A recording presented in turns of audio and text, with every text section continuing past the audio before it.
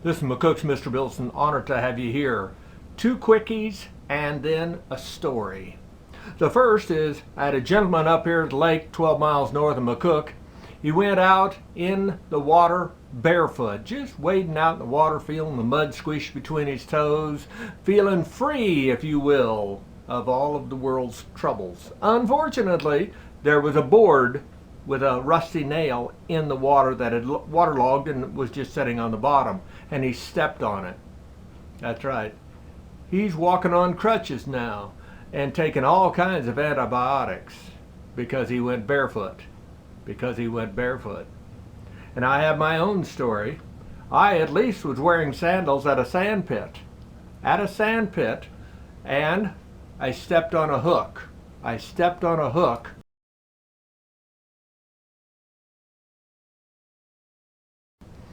Who knows where or how long it had been there. It didn't look too rusted, so it hadn't been that long. But it was enough to drive it through the majority of my sandal. And yet it protected me. And if I'd have been barefoot though, I'd have paid a heavy price. Always wear sandals, especially in the water when you can't see the bottom. That's one.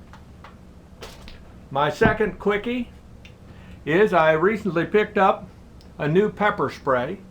Just a little bitty guy it is, absolutely, a little bitty guy. This is the old one that I usually carry, if you can see that from that side. And if you compare them, I'll set it this way, maybe it can be seen better that way. You can see that it's only about 2/3 as long, This one holds 10 seconds, they say, 10 seconds worth of spray. 10 seconds. This one is 5 seconds.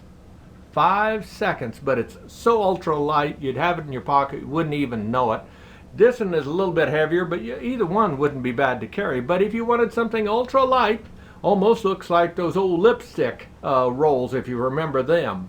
But with that in mind, I always put my name on it so that it can be ID'd or that I didn't get it from a store, and I put a couple of marks on it that says it's mine. But 5 seconds means that whoever is going to come at me, be it man or beast, he's got to do it blind.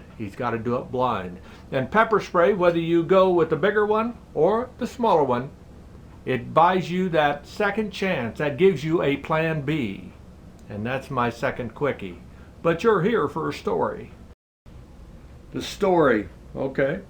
I had a longtime friend here recently go back east to the coast, near a large city back east, millions of people. And he said that the driving was insane, absolutely insane. He talked about that it took almost an hour to go 10 miles in their immediate area. He said toll booths were everywhere, and when they took a day trip along the ocean, he said they spent almost $20 on toll roads and bridges. $20. This didn't count the high gasoline tax that they pay back there. Now, the state of Nebraska, we make so much money from our gasoline tax here that the school system siphons off 1/3 of it so they can eat lobster. You bet. But we sure don't need toll roads here, and I bet you don't need them back east either, if it was done right.